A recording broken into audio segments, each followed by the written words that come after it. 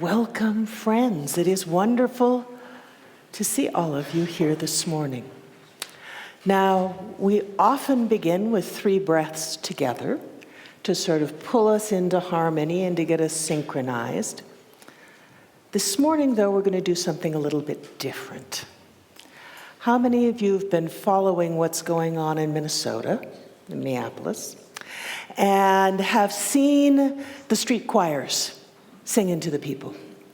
We need to learn those songs.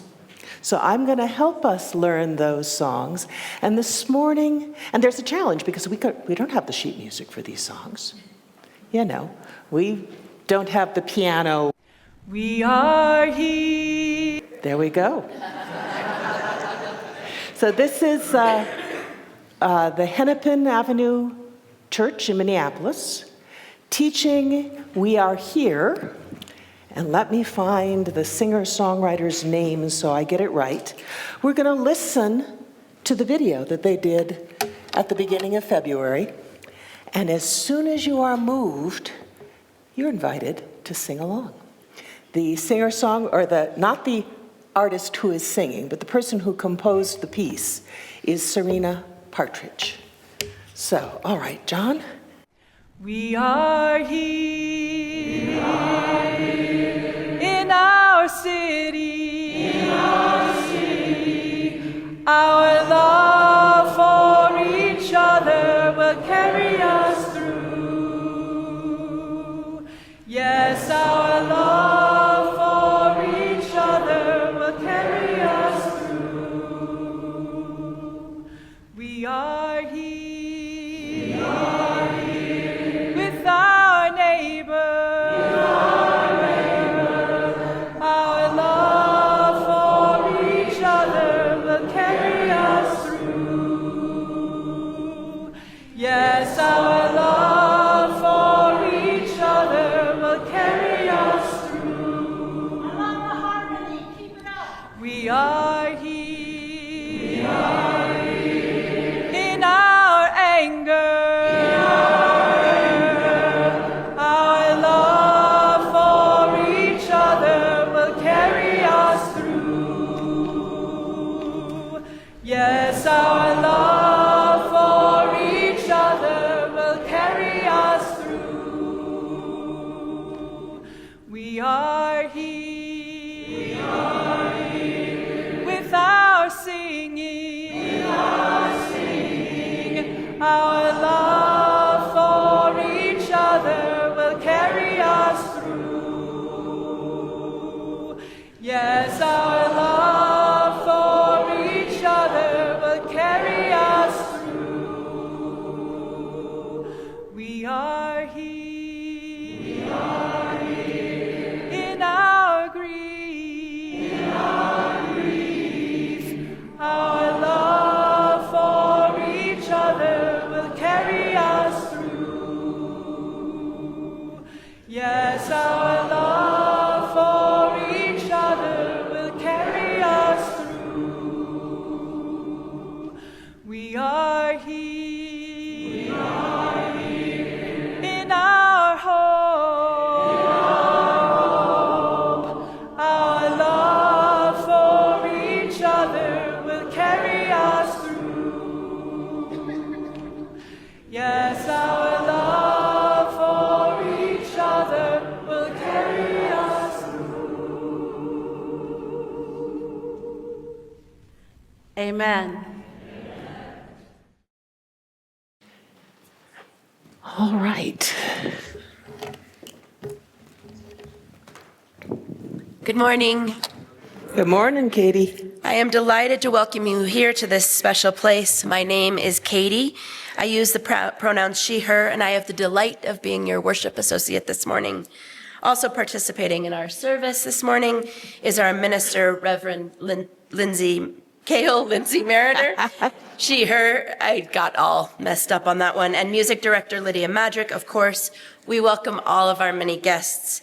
We are so incredibly grateful to our tech team, John, Jim Asparo, and Jim Kramer, who enable us to reach all of you at home or away, to our live stream host, Charlie, to our staff, Aaron, Mary, and Doug, to our greeters, our welcomers, parking lot monitors, coffee makers, snack slicers, Jill Cowley, who is our worship associate as well, and Jill Fredrickson, who did our beautiful, beautiful flowers, and everyone else who made this morning happen.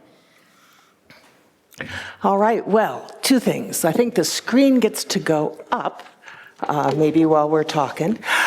We're at 997 subscribers on our YouTube channel. 997, that means we need 3 more people, and it will unlock all kinds of little Easter eggs for our tech team and help our space be more searchable. And in the spirit of the elementary teacher that I used to be, once we get there, guys, we get to have a class party. Might be a couple of weeks because we got to make sure Michael Morford is back, since he is part of the team that makes it happen. All right, I need a couple of volunteers who got that song the first time round. We're going to sing 3 verses of it without the video, okay? So I've got one here. Jean, come on up. We're going to sing Here with Our Neighbors. Here, let's see, I had 3 of them all chosen. Let's just start with Here with Our Neighbors and we'll see what comes out. I'm going to ask you to stand up. And it goes like this. We are here with our neighbor, and our love for each other will carry us through. Yes, our love for each other will carry us through. We are here, with attention, and our love for each other will carry us through. Yes, our love for each other will carry us through. We are here, and we're singing, and our love for each other will carry us through. Yes, our love for each other will carry us through. Thank you, friends. So next time, we might try walking at the same time that we're singing. But we're not there today. Oops.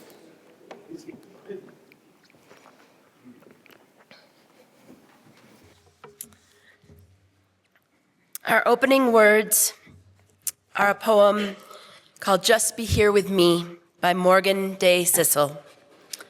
Just be here with me.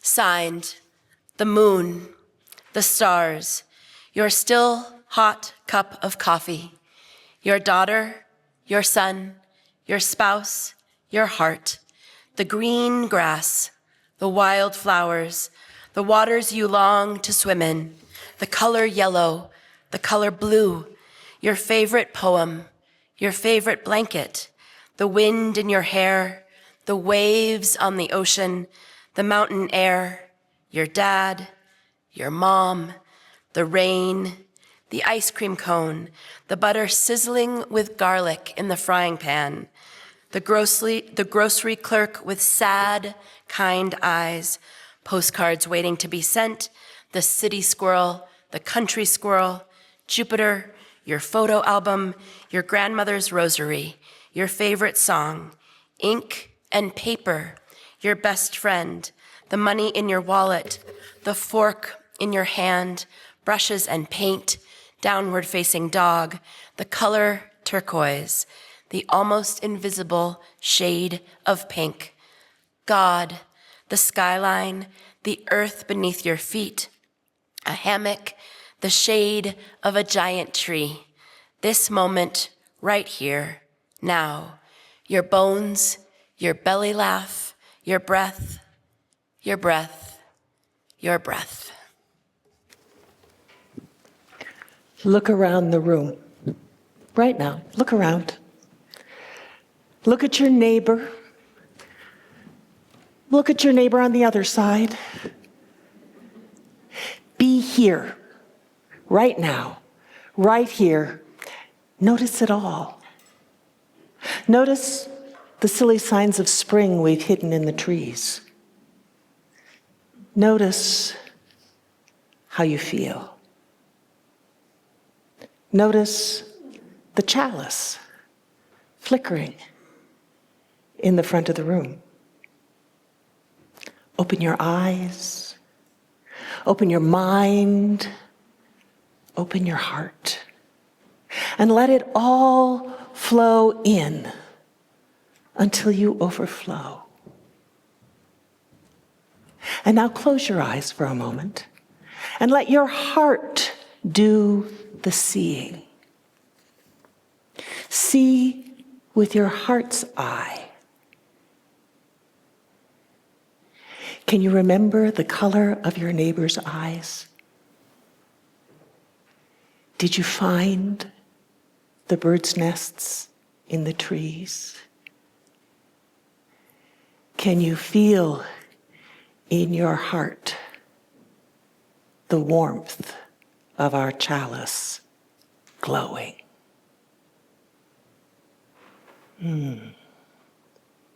Blessed be. So come on back, and when you're ready, open your eyes.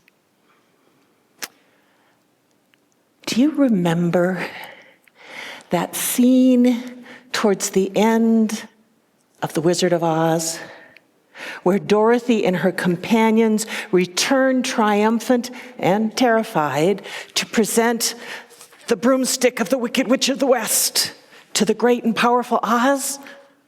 And do you remember what he does?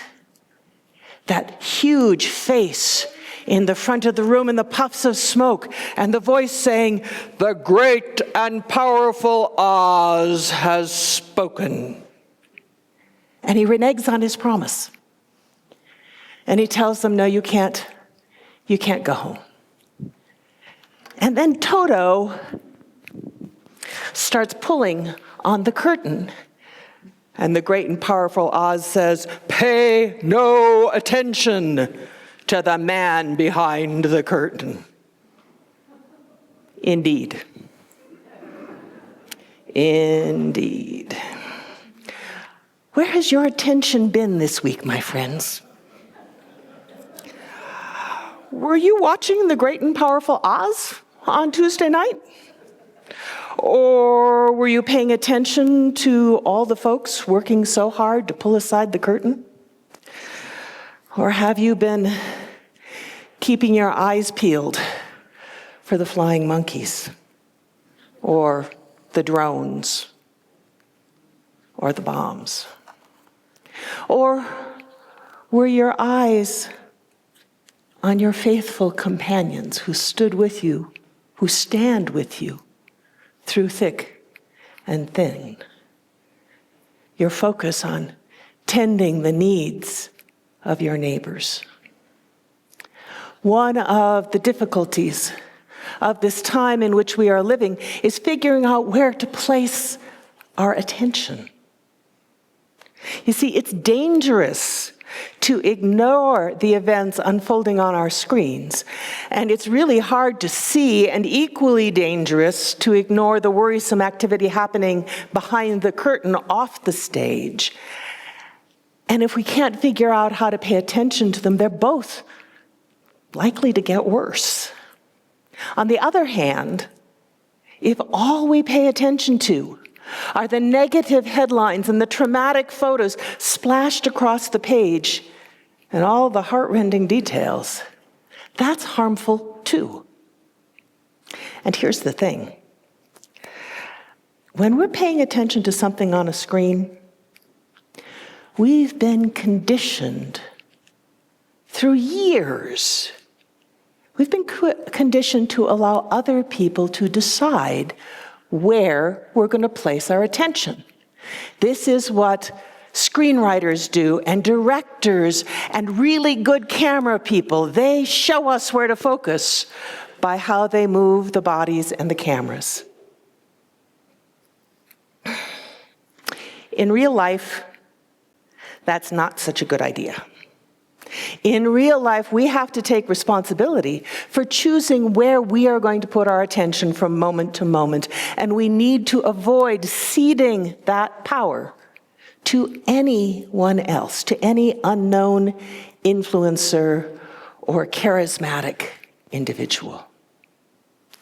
We are the ones who need to decide when to shift our focus from the big screen to the backstage, from the Tin Man and the Scarecrow and the Lion and the Little Girl to the Munchkins living in the Emerald City, to the tornado season in Kansas, from the fairy tale in the story to the life story of the author who plucked the name for his mythical world from the label on his file drawer, O to Z. We give away that power at our peril. So our theme for the entire month of March is attention. What do we do with our attention? How do we channel it if our goal is to make the world better and healthier and find a way to thrive in the midst of everything that's going on? Katie?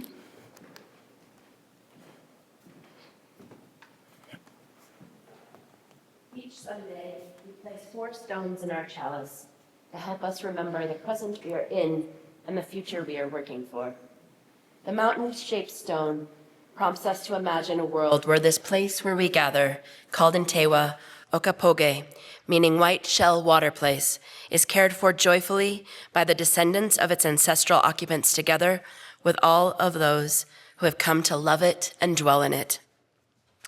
The geode inspires us to imagine a world where peace is endemic and war is a thing from the distant past, understood as an acute and deplorable failure of the imagination. The ancient fossil studded stone helps us imagine a world thriving in the midst of climate change, a world where human participation contributes to a biosphere that is vibrant and diverse and deeply alive.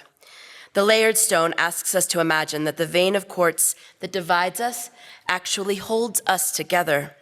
May it help us imagine a time when the differences between us are understood as boundaries that connect us. We honor these boundaries and our differences and use democratic processes to ensure that all of us thrive. These dreams of respect and peace, of a healthy planet and a robust democracy become realities as we and other good-hearted people around the world work together to unravel racism, mend generational patterns of violence, fight for democracy, and learn to live peacefully and regeneratively on our planet. May we find joy and meaning in these struggles. So we set aside a time, most Sunday mornings, to share the sorrows and joys and milestones that are shaping our lives. And we share these because we know that joys which are shared are multiplied, and they give us hope. You know, sharing joys is like watching the people in the city of Minneapolis out in the streets singing to their neighbors. That's a joy shared, it's multiplied, it gives the rest of us hope. And the sorrows shared are somehow easier to carry because when we share our sorrows, other people know that they can gather round and offer help. So, we begin with a sorrow.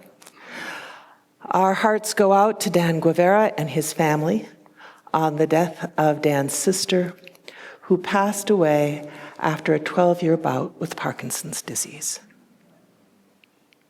Our love to all of them. A joy. Laughed for baby Orrin Aurelius Wong, who was born on February 23, making me great Auntie Alice Springer. P.S. I have photos to share after the service, she says. Many positive prayers for Mike, Tom, and Neil, or Mike, Tom, Neil, perhaps. Well, 3 people or 1. Let's just open our hearts either way, who are experiencing deep health issues. And Katie and Robert, right, they will miss us. They are headed back to Boston. We are delighted. It is a joy having you here when you were able to be with us. And we know that you go, or please know that you go with our blessings. Elizabeth informs me that Jack Siegel and Stanley Fogelman celebrate birthdays this week. Happy birthday to you both. And in the course of the month, we have 4 members turning 89 or older. Okay? Please stop by the card writing table after the service and sign some great big birthday cards for Roger, Erica, Trudell, and Bill. All right. And then one of the high points, maybe, of doing ministry in Santa Fe is that people from across the country come here to visit. And more amazingly still is they stop by and visit us on Sunday morning instead of just going to brunch. So we are thrilled. We have a number of visitors here, some from far away, some from very close to home. We have Joni and Angela. Please raise your hand if you're willing to wave. Yeah. Joni is a guest. Angela's an old friend. We have Ruth and Christoph, Roman, Evelyn, and Olivia. And I think they are maybe back kind of towards the treehouse direction. We're thrilled that you are with us. We have a couple more folks who did not write their names down, and that's okay too.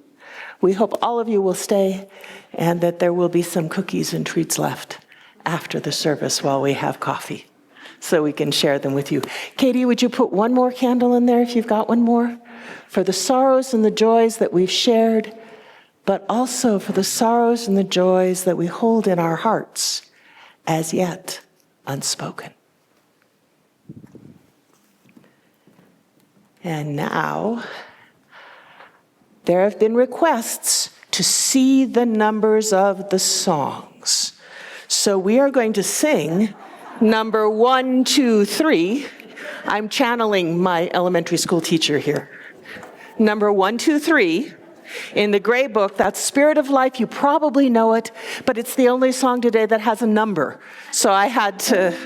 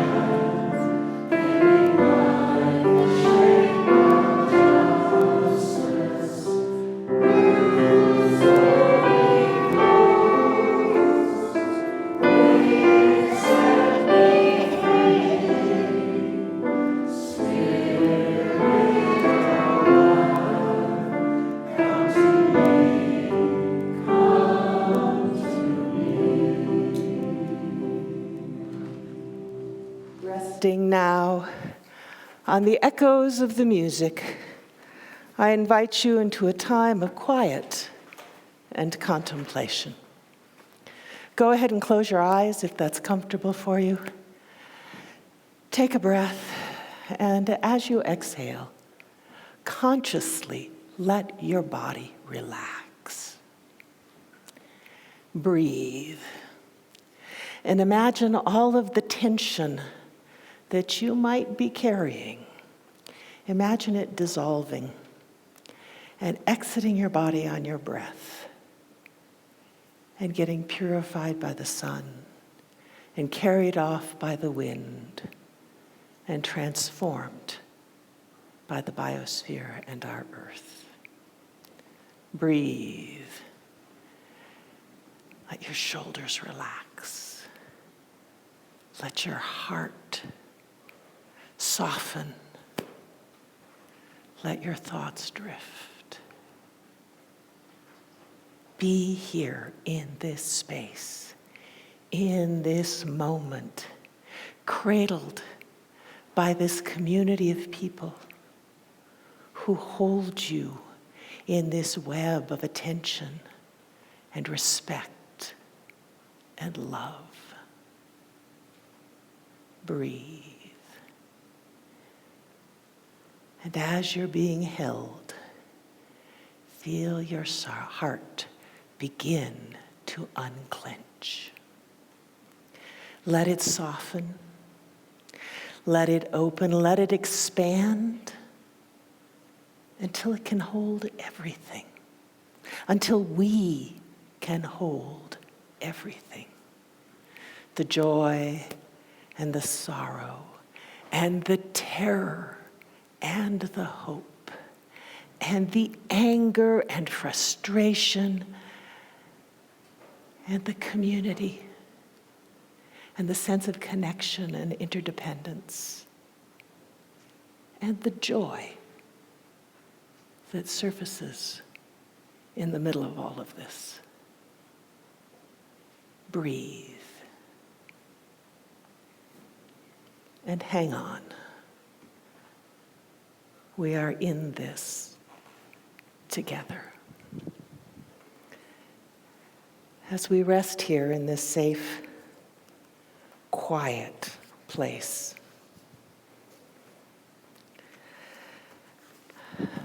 meditating,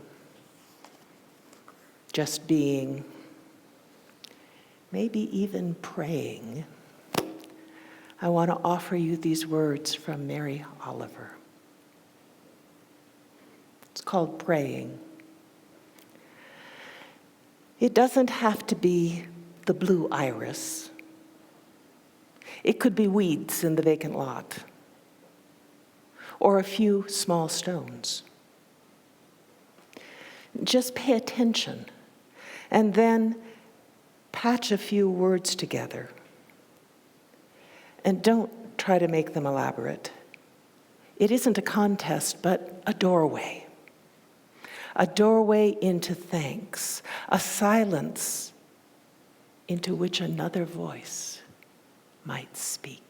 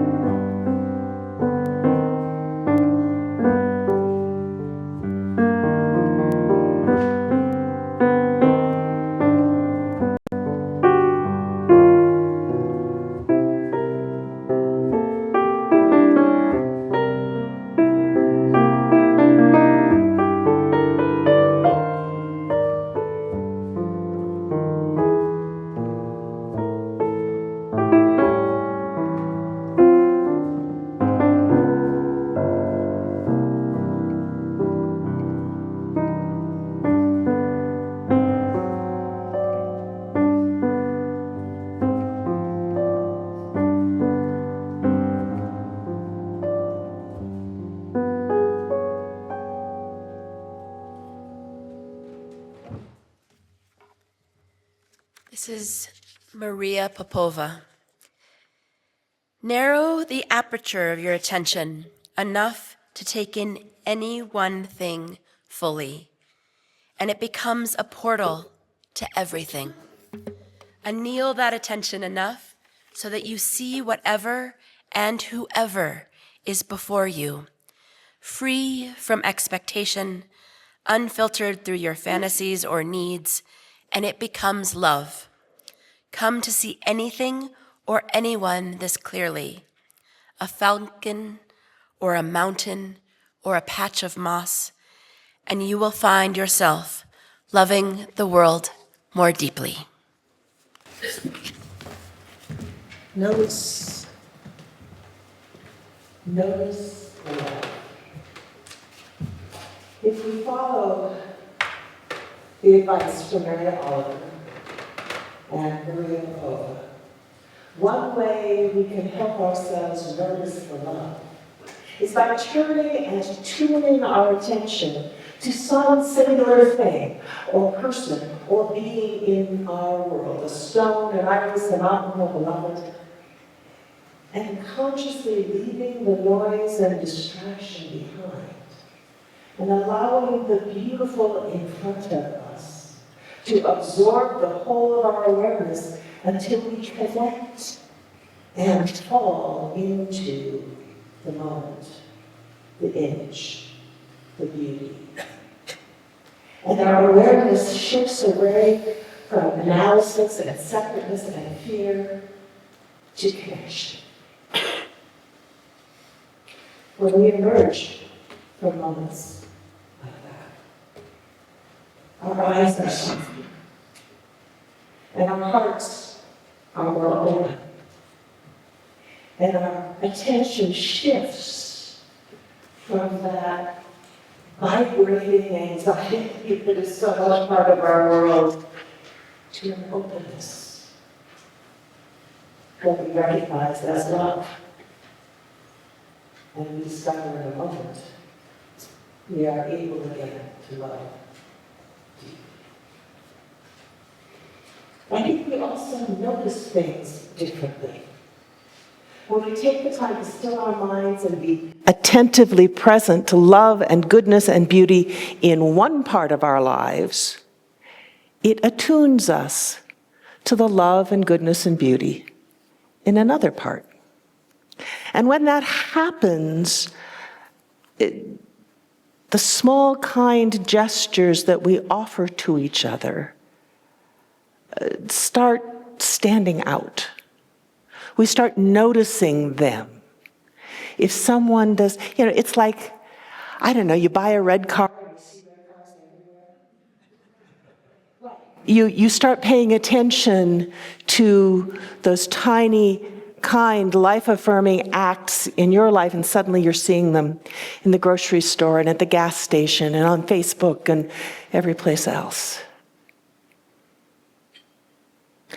And you begin to understand that those small, loving actions that you have attuned yourself to are actually really important counterweights to the vast hurts and injustices that are flooding the news. So take a moment right now and turn your attention inwards and call to mind or invite from your memory into your heart some small, kind gesture that touched you. Someone gave you a parking place. Someone saw that you just had 2 items that you were buying at the market, and they waved you to go first. I don't know. You got a letter from an old friend.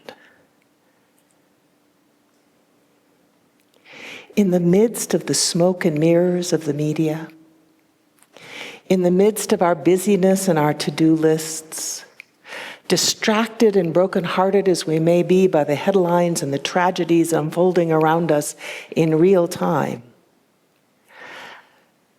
you can always take a breath and close your eyes and center love. It is one of the attentional antidotes that can help get us through these challenging times. So,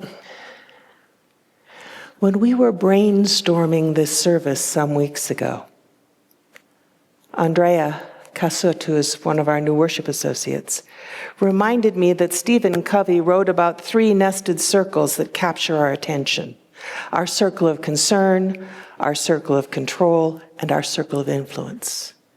And she suggested it might be worth thinking about these again as we try to think about where to put our attention in the complicated world we are in.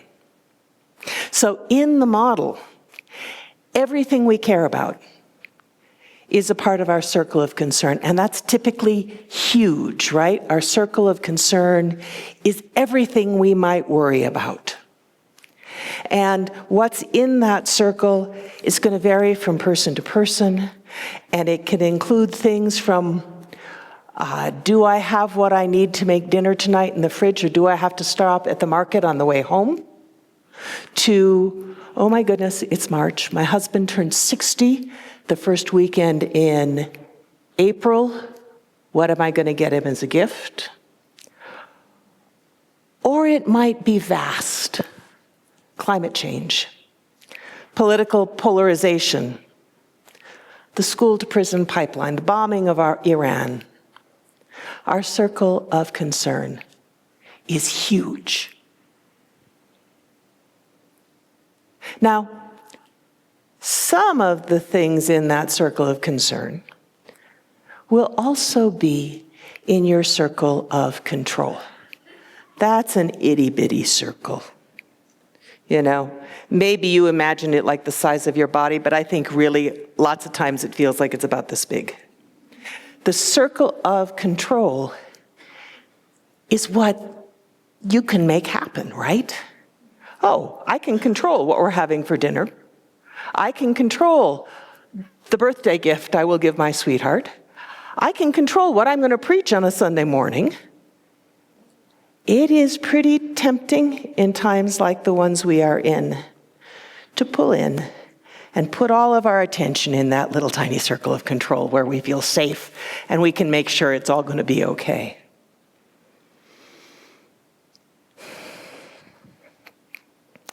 But some of the things I am concerned about are far from my circle of control, and some of them are in my circle of control. And sometimes what we do is we put all our attention out on those faraway, terrible things, and we forget about that little circle of control where we can do something because it takes all of our energy just to metabolize and process what's going on out there in the world. And we forget there is another circle. The other circle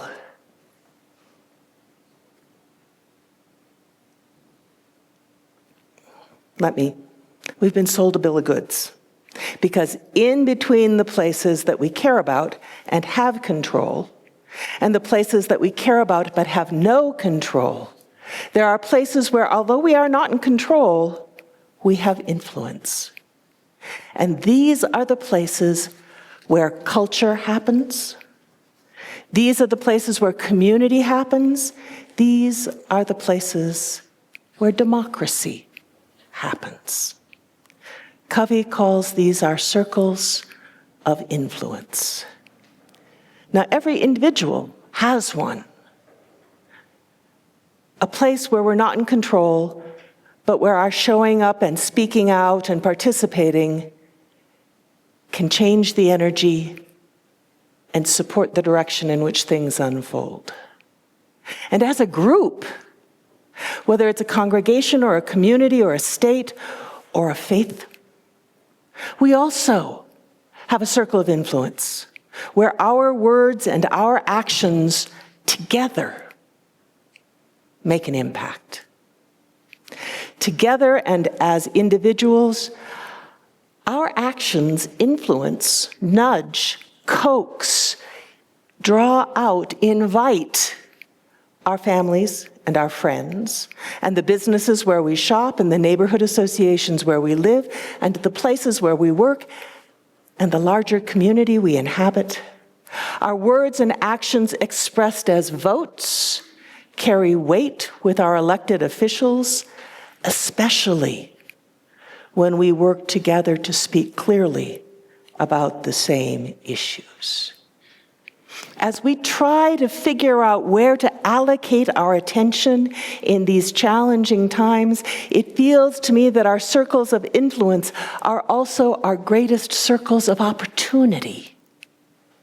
It's here, within our circles of influence, that we can offer our gifts and share our stories and amplify our outrage at the inhumanity of what is happening. It is in this middle space where we grieve together and demand a different world. It is here, in this shared between, not everything that exists, not the safe little world of our pillows and blankies, but in this middle world that we share with each other, that we have the possibility of influencing the larger currents of our culture. So how do we do that? How do we navigate this difficult time we are in and remain human and remain humane? Unitarian Universalism teaches that we do that by centering love. So I'm going to suggest to center love, you start in that circle of control. And you ground yourself, or we ground ourselves, in beauty and goodness and kindness, in that deep moral goodness that we see in people doing the right thing, in that abundant natural beauty of the world that is around us, in the love and kindness of our family and friends and companions. I suggest that we begin by carving out time to be present to the beauty of the coral geraniums and the beautiful music and the person sitting next to us. That we take time to act at that most personal scale and to offer care to our neighbors and support, and to receive care and support from them in turn. A smile, a hot lunch, a hug. And then, when we are grounded, when we have done the things that help fill us up and anchor us in the beauty and love of the world, then we choose trusted sources to curate our news. I'm not going to tell you who to listen to. You know who you trust. And with their help, we lift our attention from where we are to the events on a larger scale. And we let it flow in and inform us. And then, grounded and informed, we take the third step. And we turn our attention to our circle of influence, to the groups and organizations where we have standing. And friends, this congregation has so much standing, not only in Santa Fe, but in the world beyond our walls, because you have standing in your alumni association. You have standing in every place that you have worked, in your occupational organizations, in your professional organizations. You have standing with your publishers if you're someone who's published. You have standing in your book group. In this congregation, and our congregation has standing within the association. We have standing here in Santa Fe with the groups that we move with, the HRA, Planned Parenthood, Somos, Vets for Peace, Indivisible. And what we do when we move into that circle of influence is we gather with the people with whom we already have connections, those who share our values, those who share our passion and our concern, and we talk, and we cry, and we plan, and we do stuff together. And then we rest. We turn our attention again to beauty and love, and we go through that whole process again and again and again. Ground yourself in your circle of control. Ask your mentors and your wise guides to help you look at what is happening in the larger world. Connect with the people and organizations in your sphere of influence. And talk, and grieve, and sing, and eat, and do stuff out in the world. This is how we keep showing up, rather than exploding like fireworks and vanishing. This is how we keep loving. This is how we stay human in the midst of a situation that would like to dehumanize all of us. This is how we nurture a better world. May it be so.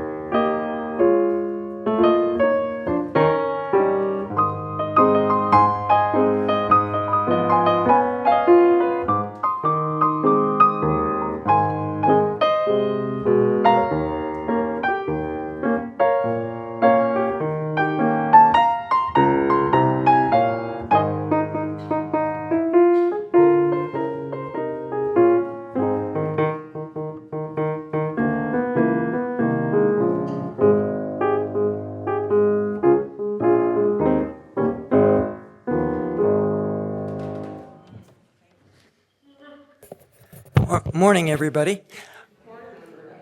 I'm here today with my community life hat on, mostly. And I wanted to mention that if you're visiting and have been visiting for a while and want to learn a little more about UU Santa Fe, we have an event sponsored by the Community Life team on March 29th, which is Sunday, 8:45 in the morning. We gather for a little light breakfast, which includes donuts as well as some other healthier things. And it gives you a chance to learn a little more about our programs and ask questions and things like that. So if you want to sign up, there's a sign-up sheet on the wall or on the table in the foyer, or you can tell people at the welcome table. On the other side of the board and stewardship side, you may be thinking spring is coming, March is coming. March always means that this is time to think about our budget for next year. So that's when the pledge campaign starts. Next Sunday, we are going to sponsor, after church, meeting in this room, a town hall, to talk about three different things. One is, for those of you particularly who came to the stewardship conversations, we're going to feed back to you what we heard, and if you didn't go, you might want to learn that too. Secondly, we're going to talk about the budget. John is going to lay out where we are with budget planning so you can see what our priorities are and what some of the challenges are as well. And then one of us will talk a little bit about how the pledge campaign works. And you'll be seeing the pledge banner hopefully up on the wall outside this week. So I hope to see you then. And over to the next people. Okay, Dominique. I have watched Concerned Citizens for Nuclear Safety, CCNS, since '88, a year after I moved here. And especially Joni, who I have great admiration for. You'll hear more about what that wonderful organization is doing. But this morning, as I was thinking how excited I was to welcome her, I came across this quote from Dr. Helen Caldicott, who was a medical doctor and a very devoted anti-nuclear activist. And so the quote goes, "We are the curators of life on earth. We hold it in the palms of our hands. It is time for people to rise to their full more and spiritual height, to take the world over on their shoulders like Atlas, forgetting all other priorities in their lives, and say, I will save the world." I feel this quote is Joni's. I have her watched truly carrying the world on her shoulders, and I'm so grateful. And I think we should all be very generous because this is a very special person working for a very special organization. Thank you. All right. Thank you, Dominique. Thank you. Let's Good see. morning. I'm going to pull this down a little bit. Okay, great. There we go. Okay. What I thought I was going to talk about, I'm not going to talk about. So I'm a co-founder of Concerned Citizens for Nuclear Safety back in 1988, as Dominique said. One of the first meetings that we had was here at the church, and we had it in the library. And there were 50 people that showed up to talk about what we were going to do about the proposal for bringing plutonium-contaminated waste from Lannel on St. Francis Drive to the WIPP site. And this was a proposal. So I was a new activist. Had never been an activist prior to that. But I came here to go to St. John's College.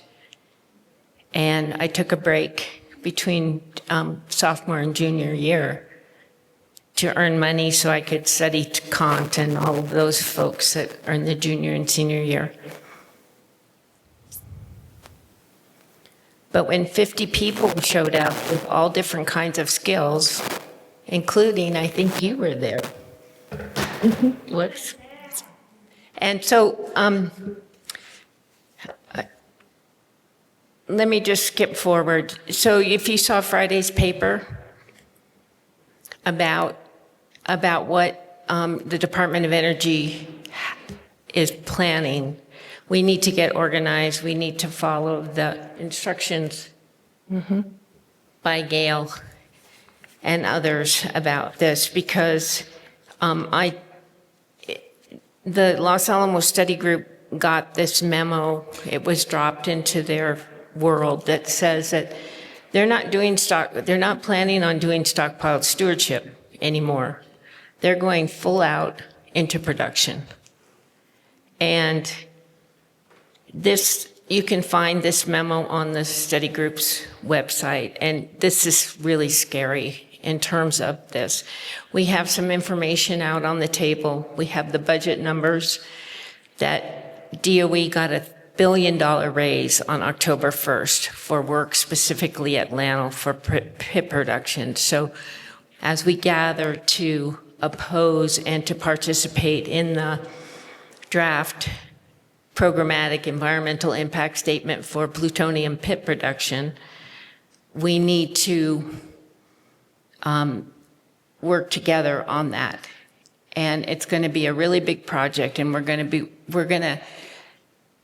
I'll just say one more thing. So in 2008 timeframe, 2014 timeframe, we were able to defeat the super Walmart-sized nuclear facility at LANL. And that was a collective effort of a lot of different people, locally, regionally, nationally, and internationally. So we need to call in those contacts again and to expand them so that we can defeat this proposal for nuclear weapons forever. So thank you. Thank you so much for this opportunity today. And I'm sorry. Oh, no worries at all. So as you guys know, this is for Sunday giving, and the green envelopes are on your chairs. So this is, and any information, additional information, Joni will be in the back, and then of course also on the website. So And Basia will be and there. Basia, who I think is a board member and a friend member, lapsed member of our congregation. I don't think we count them as lapsed. Thank you. I think we just say they're temporarily inactive. She is holding us in her heart. All right, we'll hold her too. Works that way. So, take your green envelope, open your wallet, choose a bill to put in that green envelope, and Ruth and a buddy are going to pass the baskets. Anything in the green envelope will go to Joni and her organization, and anything else that you might toss in the basket will go to support UU Santa Fe. Lydia?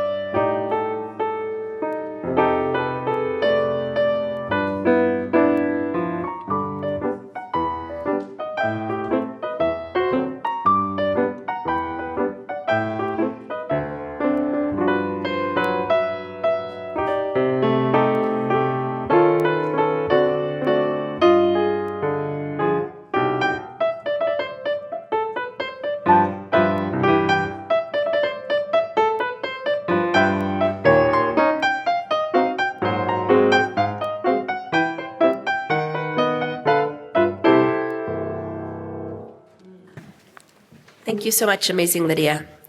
So we will leave with these words by Reverend Rebecca Ann Parker.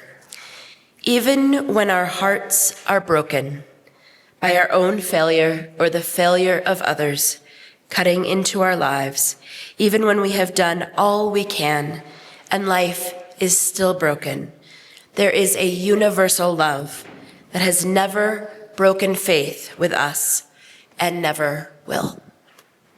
May it be so. May it be so. If you would rise and either bump elbows or take hands with someone who is near you and repeat after me. May love and skill be in our hands. May love and courage fill our hearts. May love and wisdom light our minds. May love flow through us and walk among us.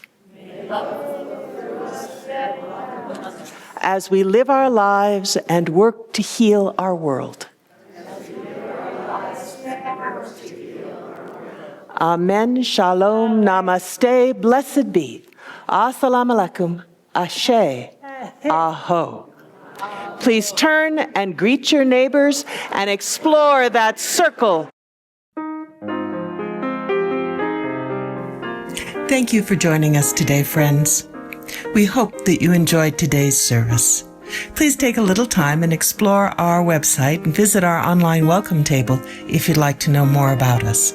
Otherwise, we'll see you next Sunday morning. Stay in touch and be well.